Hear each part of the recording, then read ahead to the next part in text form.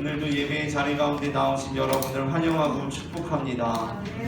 오늘 우리는 지난주에 이어서 주기도문 강의 두 번째 시간으로 말씀을 나누려고 합니다.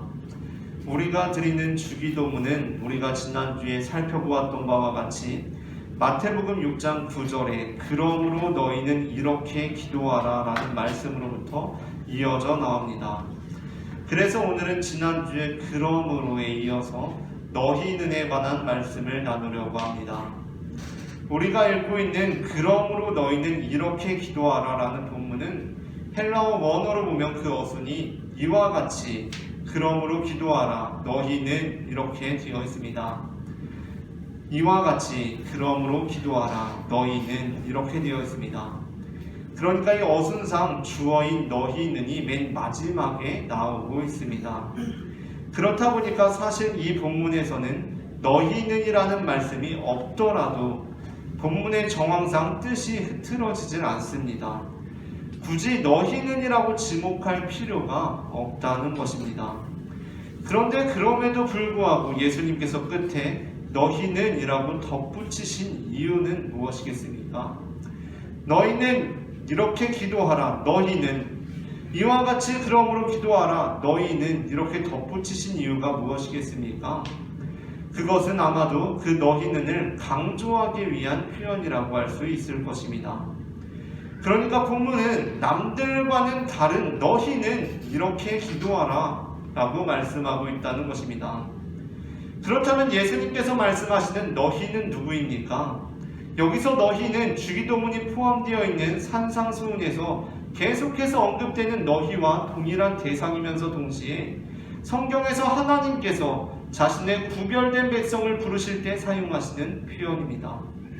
그렇기 때문에 우리가 이 너희는의 의미를 알기 위해서는 하나님께서 이제까지 자신의 백성을 어떻게 불러오셨고 그들에게 어떻게 말씀하셨는지를 살펴볼 필요가 있습니다. 이스라엘 백성이 애굽에서의 노예 생활에서 탈출해서 광야에서 하나님의 백성으로서의 삶을 배우기 시작할 때 하나님께서는 자신의 백성에게 이렇게 말씀하셨습니다. 레위기 18장 1절부터 4절까지의 말씀입니다. 우리 앞에 화면을 보시고 함께 읽어보도록 하겠습니다. 여호와께서 모세에게 말씀하여 이르시되 너는 이스라엘 자손에게 말하여 이르라. 나는 여호와 너희의 하나님이니라. 너희는 너희가 거주하던 애굽 땅의 풍속을 따르지 말며 내가 너희를 인도할 가나안 땅의 풍속과 규례도 행하지 말고 너희는 내 법도를 따르며 내 규례를 지켜 그대로 행하라. 나는 너희의 하나님 여호와이니라. 아멘. 하나님께서는 이스라엘 백성을 애굽에서 건져내셔서 가나안에 들어가기까지의 긴 여정에 초대하시면서 그들에게 애굽과 가나안으로 대표되는 세상의 길을 따르지 말라고 말씀하십니다. 그렇다면 애굽과 가나안의 풍속이란 무엇입니까? 가나안과 애굽으로 대표되는 이 세상들의 첫 번째 특징은 우리가 하나님을, 신을 좌지우지할 수 있다고 생각하는 것입니다. 신을 기쁘게 함으로써, 신을 만족시킴으로써, 신을 감동시킴으로써 우리가 목표로 하고 있는 것, 즉 악을 면하고 복을 받고 고통을 면하고 축복을 받고 번성할 수 있다고 믿는 것입니다. 그래서 세상의 길은 필연적으로 자기중심적입니다. 이것이 세상들의 두 번째 특징입니다. 어떻게 하면 내가 안전할 것인가? 어떻게 하면 내가 번성할 것인가? 어떻게 하면 내 기쁨을 지속할 것인가? 이런 질문들로 내 삶의 기준을 삼고 자기의 안전과 행복을 위해서 사회적으로 합의한 종교적, 정치적 권력에 의지하는 것입니다. 이 세상의 통치권을 수긍하고 국가와 종교가 나를 안전하고 행복하게 해줄 거라고 믿고 기대하는 것입니다. 이것이 가나안과 애굽 종교의 특징이라고 할 수 있을 것입니다. 그런데 하나님께서는 우리에게 어떻게 말씀하십니까? 하나님께서는 이스라엘 백성에게 너희는 그 길을 따르지 말라고 말씀하십니다. 그렇게 하나님을 물질적인 축복을 받아서 물질적인 축복을 받아내는 존재로 여기지 말고 자기 중심적으로 살지 말고 세상의 통치권 밑에서 안정과 번영을 추구하지 말고 세상의 길 대신 하나님의 길을 따르라고 말씀하십니다. 그래서 하나님께서는 이스라엘 백성에게 법도와 규례를 주셨습니다. 구약 성경 특히 레위기에 보면 수많은 규례와 계명이 나오고 있습니다. 그 그것을 보고 어떤 사람은 성경이 인간을 억압한다고 주장하기도 합니다. 그러나 이 규례와 법도들은 이스라엘 민족이 광야 생활 속에서도 혼돈과 무질서에 무너지지 않고 하나님의 백성됨을 유지할 수 있도록 주님께서 주신 생명선이었습니다. 그렇다면 하나님께서 우리에게 바라시는 삶은 어떠한 삶입니까? 그것은 단순히 물질적인 삶이 아니라 영적인 삶입니다. 그리고 진정으로 영적인 것은 물질적인 것과 반대되는 개념이 아니라 그 모든 것을 포함한 것으로서 물질적인 것, 정신적인 것, 감정적인 것, 의지적인 것, 그리고 관계적인 것들까지 모두 통합된 것입니다. 그러므로 이 영적인 삶, 통합적인 삶은 우리의 뜻을 추구할 때가 아니라 하나님의 길을 따를 때 가능해집니다. 우리의 느낌대로 발걸음을 내딛는 것이 아니라 하나님께서 제시해 주신 그 길을 따를 때 우리는 하나님께서 우리에게 주시는 참된 자유를 누리고 의미가 충만한 삶을 살 수 있다는 것입니다. 세상의 길과 반대되는 하나님의 길을 따르는 사람은 세상의 통치권과 세상의 권력을 통해서 그 밑에 기어 들어가서 안전함을 추구하지 않습니다. 오히려 세상의 통치권과 권력에 대해 담대한 태도를 취합니다. 왜냐하면 세상의 물질과 권력, 국가나 사회 질서가 나를 보호해주는 것이 아니라 하나님께서 나를 지켜주신다고 믿기 때문입니다. 그래서 하나님께서는 우리에게 그 믿음을 갖고 애국과 가나안 사람들과 같이 세상의 길을 따르지 말고 내가 너희를 택했으니 나의 길을 따르라고 말씀하십니다. 그렇다면 우리는 세상과는 다른 특별한 존재들입니까? 이스라엘은 특별한 존재들입니까? 그렇습니다. 우리는 여타의 나라들, 다른 민족들, 다른 백성들과는 다른 특별한 존재입니다. 하지만 그렇다고 해서 이스라엘 백성이 세상을 따르지 않고 하나님을 따르는 백성으로 불림받은 이유가 그들의 특별함으로부터 출발한 것은 아니었습니다. 사실 그들은 그렇게 특별하거나 뛰어난 민족이 아니었습니다. 오히려 이스라엘은 다른 민족들보다 약했습니다. 그렇다면 그들이 왜 특별한 백성이 된 것입니까? 그 이유는 그들이 특별한 존재여서가 아니라 그들을 부르신 하나님께서 특별하신 분이었기 때문입니다. 그러니까 우리의 특별함은 독립적이거나 자존적인 것이 아니라 온전히 하나님의 특별함의 결과, 그 위에 세워진 의미를 갖는다는 것입니다. 레위기 19장 1절부터 2절에서 하나님께서는 모세를 통해서 그들이 반드시 기억할 말씀을 가르치고 있습니다. 레위기 19장 1절부터 2절입니다. 함께 읽어보겠습니다. 여호와께서 모세에게 말씀하여 이르시되 너는 이스라엘 자손의 온 회중에게 말하여 이르라. 너희는 거룩하라. 이는 나 여호와 너희 하나님이 거룩함이니라. 아멘. 그런데 이스라엘 백성은 하나님의 이 특별한 부르심을 끊임없이 거절합니다. 이 반역은 우리가 지난주에 살펴보았던 바와 같이 이스라엘 역사 초기에서부터 계속해서 반복되지만 오늘은 사무엘 선지자 이후에 이스라엘이 사울 왕조가 세워지기 전에 결정적인 반역을 살펴보겠습니다. 사무엘상 8장 4절부터 5절입니다. 함께 읽어보겠습니다. 이스라엘 모든 장로가 모여 라마에 있는 사무엘에게 나아가서 그에게 이르되 보소서 당신은 늙고 당신의 아들들은 당신의 행위를 따르지 아니하니 모든 나라와 같이 우리에게 왕을 세워 우리를 다스리게 하소서 한지라. 아멘. 지금 본문에서 이스라엘 민족들에게 어떤 일이 벌어지고 있습니까? 이스라엘 민족은 마지막 사사로서 사무엘이 활동할 때까지만 해도 왕이 없는 민족이었습니다. 그 이유는 여호와 하나님께서 그들의 왕이 되어주시기 때문이었습니다. 그런데 이스라엘 백성이 지금 사무엘에게 무엇을 요구하고 있습니까? 사무엘에게 왕을 세워달라고 요구하고 있습니다.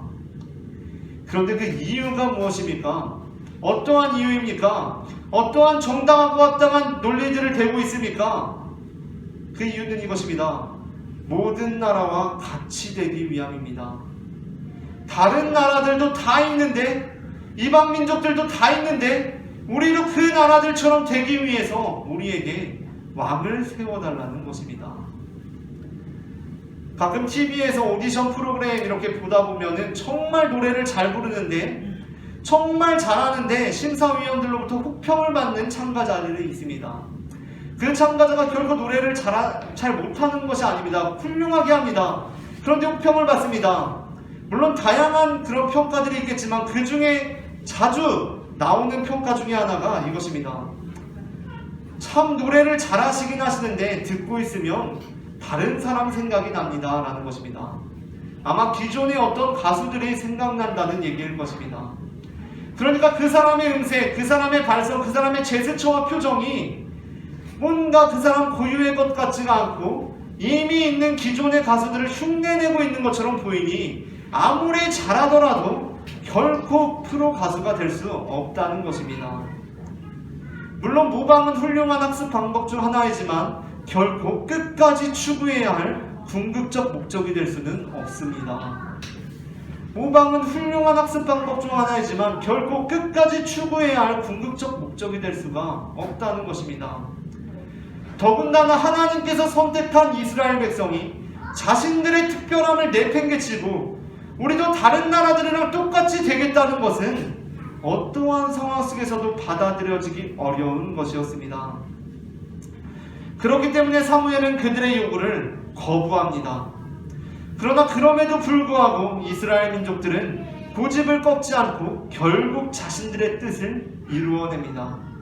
이어지는 19절부터 20절에 그들의 완고함이 그대로 드러나 있습니다. 다 함께 읽어보겠습니다.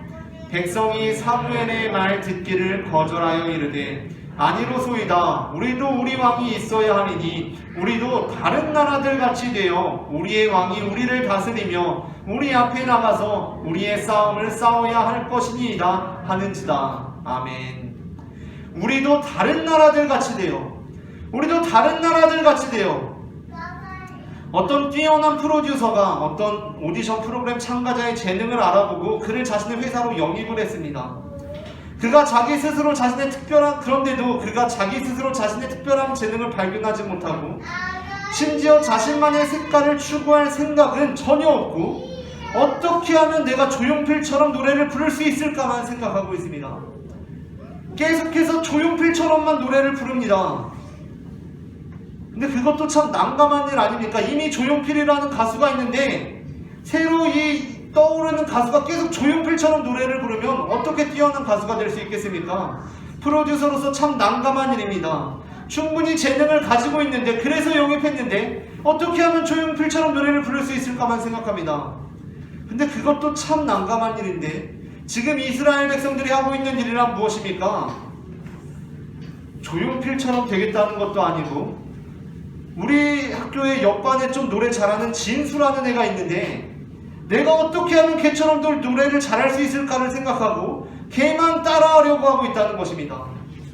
분명히 더 높은 길을 갈 수 있는 친구인데 스스로 더 낮은 곳에 자기를 묶어두고 있는 것입니다. 그래서 하나님은 부르심을 받은 이스라엘 백성들의 요구가 매우 안타깝게 들립니다. 우리는 다른 나라들 같이 되어야겠습니다 라는 이 요구입니다. 앞에서 살펴보았듯이 이스라엘 백성은 그들처럼 살도록 부르심을 받은 존재들이 아니라 산반의 진수처럼 노래하려고 영입된 것이 아니라 오히려 그들과는 달리 이제 너는 아마추어가 아니라 프로 가수로서 부름받은 존재라는 것입니다. 그러면 이제 그 학교에서의 경쟁에서 벗어나야 합니다. 이제 프로 가수가 될 사람이 학교에서의 경쟁에 묶여있으면 되겠습니까? 옆반에 3반에 진수처럼 계속 노래 부르면 되겠습니까? 이제 자신만의 색깔을 찾아야 하는 것입니다. 이스라엘을 부르신 하나님께서는 거룩하시기 때문에 그 거룩하신 하나님의 부름을 받았으면 이제까지는 다른 이방 나라들처럼 살아왔다 하더라도 이제는 다른 나라들처럼 살지 않아야 될 것 같은데 이제는 다른 이방 나라들처럼 살지 않고 그들과는 다르게 거룩하게 살아야 할 것 같은데 이스라엘 백성들은 또다시 우리는 다른 나라들과 좀 똑같이 됐으면 좋겠습니다 라고 말하고 있습니다. 이제 나는 이런 사람이야 라고 하면서 진수처럼 노래 안 하고 나만의 고유한 색깔을 드러내도 될 때인데 계속해서 진수를 따라하고 있습니다. 하나님께서 이스라엘에게 부여한 광야에서의 시간은 바로 이 가르침을 주시기 위한 시간이었습니다. 그런데도 가나안에 정착한 이스라엘 백성은 아직도 그들처럼 살아야겠다고 요구하고 있는 것입니다. 이렇게 이스라엘이 다른 나라들 같이 되겠다는 것은 하나님께 수치를 안겨드리는 것이었습니다. 하나님께 부름받은 존재들로서 우리의 존재는 하나님의 독특함, 하나님의 거룩함에 뿌리를 내리고 있습니다. 그런데 그러한 독특함과 거룩함을 버리고 그들처럼 되겠다는 것은 우리의 존재의 근원이 되시는 하나님을 거절하는 일일 수밖에 없는 것입니다. 그러나 이 서글픈 반역은 한두 차례로 끝나는 것이 아니라 이스라엘 역사에서 계속해서 반복됩니다. 그래서 하나님께서는 그럴 때마다 그들이 특별한 존재들이며 나 여호와를 닮아 거룩해야 한다라고 말씀하십니다. 예레미야 10장 이전의 말씀을 읽어보겠습니다. 여호와께서 이와 같이 말씀하시되 여러 나라의 길을 배우지 말라. 이방 사람들은 하늘의 징조를 두려워하거니와 너희는 그것을 두려워하지 말라. 아멘. 이방 사람들은 하늘이 높다고 하늘의 징조를 두려워하지만 너희는 그것을 두려워하지 말라라고 말씀하십니다. 왜 그렇습니까? 너희는 나 여호와 하나님의 선택받은 백성들이기 때문입니다. 너희는 이방 사람들과 다르니 이방 사람들이 두려워하는 것을 너희는 두려워할 필요가 없다는 하나님의 말씀이 선포됩니다. 그러나 그럼에도 불구하고 이스라엘 백성들이 계속해서 이방 사람들을 따라가자 하나님의 말씀은 더욱 엄정해지시기 시작합니다. 에스겔 20장 32절부터 33절 말씀을 다 함께 읽어보겠습니다. 너희가 스스로 이르기를 우리가 이방인 곧 여러 나라 족속같이 되어서 목석을 경배하리라 하거니와 너희 마음에 품은 것을 결코 이루지 못하리라. 주 여호와의 말씀이니라. 내가 나의 삶을 두고 맹세하노니 내가 능한 손과 편팔로 분노를 쏟아 너희를 반드시 다스릴지니라. 아멘. 이방인 곧 여러 나라 족속같이 똑같이 되어서 목석을 경배하려고 하는 이스라엘 향해서 하나님께서 분노를 쏟을 것이라고 말씀하십니다.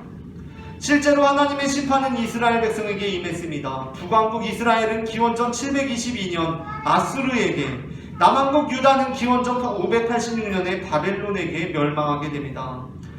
그리고 그 사건들에 대해서 열왕기하 17장 7절부터 8절 그리고 18절부터 20절 말씀은 이스라엘의 그 실패, 멸망이 어디서부터 기인한 것인지를 서술해주고 있습니다. 다 함께 본문의 말씀을 읽어보겠습니다. 이 일은 이스라엘 자손이 자기를 애굽 땅에서 인도하여 내사 애굽의 왕 바로의 손에서 벗어나게 하신 그 하나님 여호와께 죄를 범하고 또 다른 신들을 경외하며 여호와께서 이스라엘 자손 앞에서 쫓아내신 이방 사람의 규례와 이스라엘 여러 왕이 세운 율례를 행하였음이라. 여호와께서 이스라엘에게 심히 노하사 그들을 그의 앞에서 제거하시니 오직 유다 지파 외에는 남은 자가 없으리라. 유다도 그들의 하나님 여호와의 명령을 지키지 아니하고 이스라엘 사람들이 만든 관습을 행하였으므로 여호와께서 이스라엘의 온 족속을 버리사 괴롭게 하시며 노략군의 손에 넘기시고 마침내 그의 앞에서 쫓아내시니라. 아멘.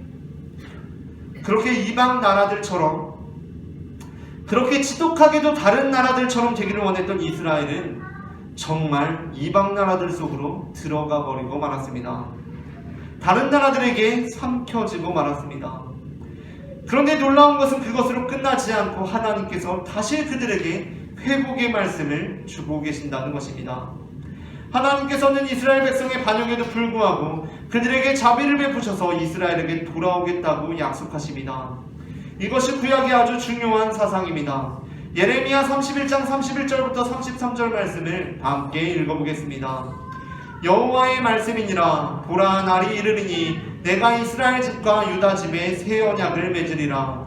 이 언약은 내가 그들의 조상들의 손을 잡고 애굽 땅에서 인도하여 내던 날에 맺은 것과 같이 아니할 것은 내가 그들의 남편이 되었어도 그들이 내 언약을 깨뜨렸음이라. 여호와의 말씀이니라. 그러나 그날 후에 내가 이스라엘 집과 맺을 언약은 이러하니 곧 내가 나의 법을 그들의 속에 두며 그들의 마음에 기록하여 나는 그들의 하나님이 되고 그들은 내 백성이 될 것이라. 여호와의 말씀이니라. 아멘. 그렇기 때문에 주님께서는 오늘 이 시간에도 다시금 우리를 포기하지 않으시고 이렇게 말씀하십니다. 그러므로 기도하라. 이렇게 너희는 이라고 말씀하십니다. 그러므로 너희는 이렇게 기도하라. 다시 나에게로 돌아오라. 내가 거룩하니 너희도 거룩해야 한다. 나를 따르는 자들이 되고 나에게 속한 자들이 되라 라고 말씀하신다는 것입니다. 그 말씀은 우리가 하나님 나라의 백성들이기 때문에, 하나님의 자녀들이기 때문에, 우리가 특별하신 하나님의 부르심을 받은 특별한 존재들이기 때문에 우리에게 주어진 주님의 말씀이었습니다. 우리가 주님의 말씀에 힘입어 주님 안에 속한 자들이 되어서 주님만을 따르고 기도하며 찬양하기를 원합니다.